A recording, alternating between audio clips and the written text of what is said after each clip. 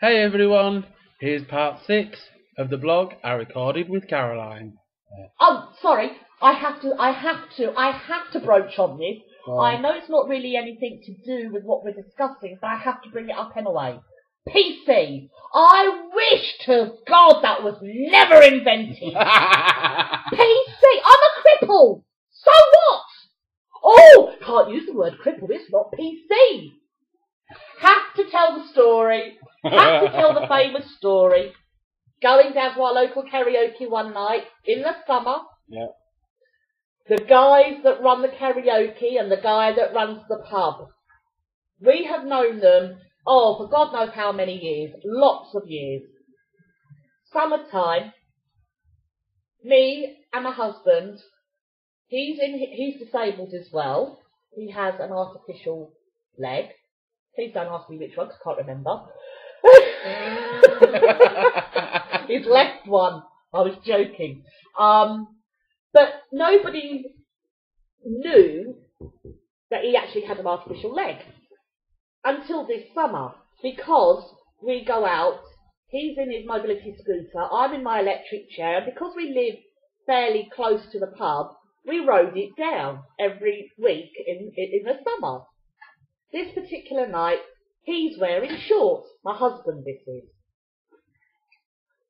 And no, actually, I lie. Oh my goodness, we didn't ride it down this particular night. We went down in the car because he was walking across the street. That's right. He was crossing the road, he was walking. And the landlord, he's a darling. He's absolutely amazing. And so quick-witted. He's standing outside the pub, yeah, and he goes, "Oh, here he comes." Now, bearing in mind, sorry, they'd only realised the week before that he had an artificial leg, so it was all a bit of a shock to them. So the following week, we've gone down. My husband Jeff, he's walking across the street, and the landlord, Gary, he shouts out, "Oh, well, look at this clever dick coming along." He said, "Most people build a crane with their Meccano. Oh, no, he has to go and build a bloody leg." Yeah. I'm a bit further down the street because I've done the sensible thing and crossed at the traffic lights. He's just crossed straight over. So anyway, I've not heard any of this. And then as I come down the street, he shouts out, "Oh my God, where there's one, there's always another one in tow." So anyway, there was these 4 old boys there. Well, they were about to lynch mob him. They were about to bash his brains in. Who, the manager? Yeah. Yeah. These old boys wanted to kick his head in. "You can't say that.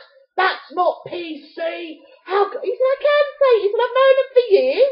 "No, you can't. That's, I don't know what words, discrimination, blah, de, blah, de, blah.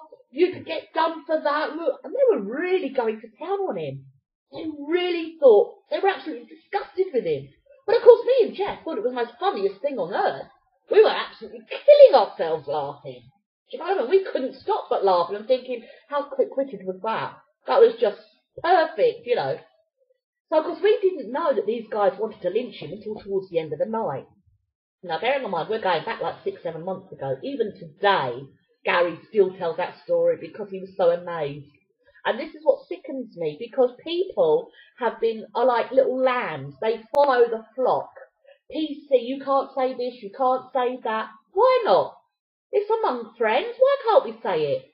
We know how it's meant. We know there's no malice behind that. We know he generally is meaning it in a loving way. I can't think of terms of endearment type of way. Affectionate way. Yeah. He's not meaning any nastiness or any malice, and we give as good as we get anyway. And that is the banter. That's the beauty. That's why we love going down there. That's why they enjoy our company and we enjoy their company. And I just think this country has just gone too far the other way. Same with human rights. This infringes that human right. That infringes this human right. It's like the criminals. They're allowed to vote even if they're in prison. Why? Oh, because it infringes their human rights. Well, what about the victim's human rights? I'm sorry, you commit a crime and you get convicted for it, then you have voluntarily given up your human rights. You don't deserve it. Because what you have put that victim through is unbelievable. That you, as a so-called human being, can do that to another human being. I'm sorry. And again, where does that lead back to? The bloody governments. Because they are just absolutely disgusting. Okay, I'm probably going to start a riot with what I'm about to say. Now, as much as I didn't agree with everything they said, but this country needs a party similar to the BNP that have got the balls to turn round and say, enough of this, enough of that, and enough of this. Get our country back to where it was. And that's all I'm saying. Now, there are a lot of BNP things I did not agree with, but I'm talking about what's the phrase again? Put the great back in Great Britain. Yes. But the way it is at the moment, well, it's just not going to happen, and I'm going to keep my mouth shut now. I've probably said way, way too much already, and I'm going to get lynched myself now, just for bringing up the BN-bloody-P. Finally, let's lighten the mood. We've been getting to this point for quite a while. Yeah, but you always keep sidetracking. You keep asking me more questions. I know, but isn't that the point of this, though? So that people know your opinion. Is it? You know. I think I've lost the point altogether. I've lost the plot.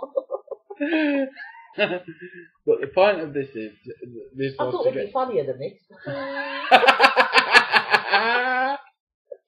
Oh well, you know, we've lost our mojo. It's all good to have a bit of humour, but when you're talking about subjects like we've been talking about for the last couple of hours, you go in to get serious, aren't you? Whether you intend to or not. So, well, yeah, I suppose. Hopefully, people will listen and realise that we're not asleep by now. It's not all been bad for me either. There has been, I mean, you know, there's been, in many ways, a lot of improvements, and people are a lot more people are open-minded and willing to help if you ask for it, and so even when you don't ask for it. So it's not all been bad for you, surely. Like the trip we had recently to the Isle of Wight. That's, I must admit, the ferry going over, that was just unbelievably so well organised. And simple things like, I don't know out of whoever's listening has ever travelled on a ferry. It was my first time, so I just did not know what to expect.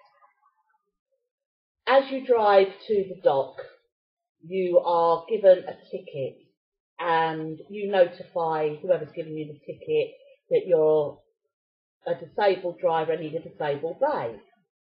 So you're told, right, you've got about 4 lanes that all the cars queue up in, and you're told to go down a particular lane and put on your hazards. That then indicates to the assistants up the top that you're a disabled driver and need a disabled bay. And they try to get you in the right space, so as the cars travel onto the ferry, they know that when it's your turn, you're going to be able to get to the disabled bay easily. So in other words, you're not trying to muzzle your way through loads and loads of cars already on there to get to a disabled bay. It was so well organised. So there you are, sitting with your hazards on, and then when it's your turn, you're waved forward and you're told where to go.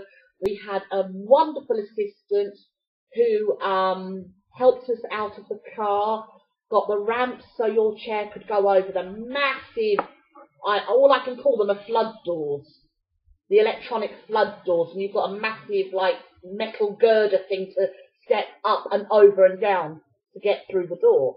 And obviously you needed a ramp. I had my calipers on this particular day, which I wish I hadn't, but I did. So I was walking, but I benefited from the ramps because I haven't walked for so many years. To be up walking, I was very unsteady. And the attitude that nothing was too much trouble. Anything you need, just let me know. I'm glad I could have been assistance. That's my job. Not a problem. And it was just so refreshing. So, humanity hasn't completely died then. You know, there are still some nice people in the world.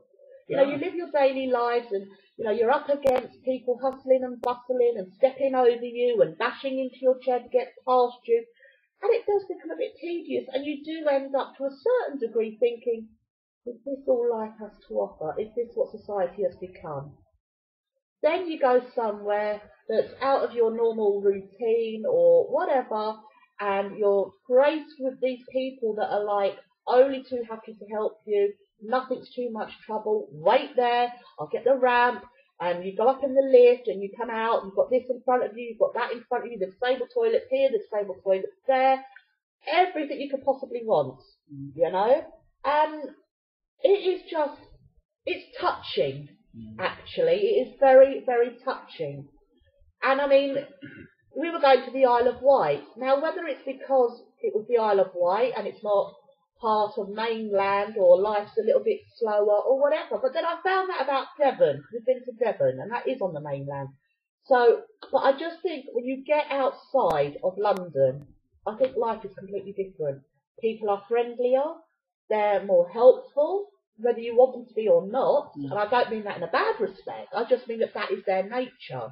We've gone to Devon, how many times have we had people only too willing to help us, you know, move chairs, tables, whatever. But I mean, even in London, I mean, I know I sit and I complain about the buses and blah blah blah, but there are a few drivers, few and far between, but there are quite a few drivers that actually, you know, make the room for you on the buses. Oh yeah. They will say, no, this is the way it's supposed to be. You have to you know, you're going to have to fold that up because the wheelchair's coming on. They get abuse from the person that's got to, you know, fold up their chair, their buggy or whatever. But they don't care because that is what it's supposed. That's what it's there for. That's what the rules are. If a wheelchair comes onto a bus, you have to move it. And they stick to their guns and they say, right, you have as much right to be on this bus, or you have as much right to be on this coach, or whatever, as anyone else. There was one driver I had that's on the H20, lovely bloke, and there was a buggy on the bus, and he pulled up, there were other people getting on the bus, and I just looked at him and I said, look, don't worry about it. I said, I'll wait for the next one because you've got a buggy on there. He said, no, you won't. And before I could say anything, excuse me, he said, move the buggy, love. He said, a wheelchair's coming on. I said, no, seriously. He said, you're getting on this bus. I went, oh, okay, thank you. He meant really well, you know, don't get me wrong, I'm not, you know, and I'm like, that made me feel normal.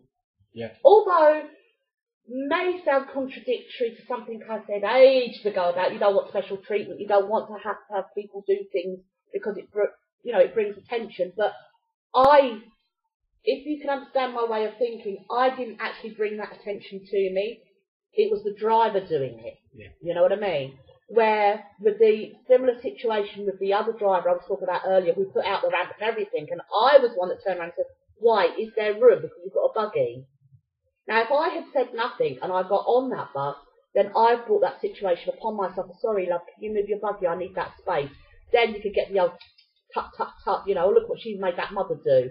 But I had no choice in the matter. The driver took over, yeah? He was obeying by the rules and regulations. You know what I mean? Does that make sense? Yeah, yeah. Well, I know you understand me. You always definitely. do, but I'm thinking about the listeners. Will they understand what I mean? You know, and I like, that was that was really touching, actually. You know, because I happened to be in a rather good mood, and I'm like, it's a nice warm day, I don't mind waiting for the next bus, it's no hardship. But no, he wouldn't have it. No, he said, that space is for you. You're getting on.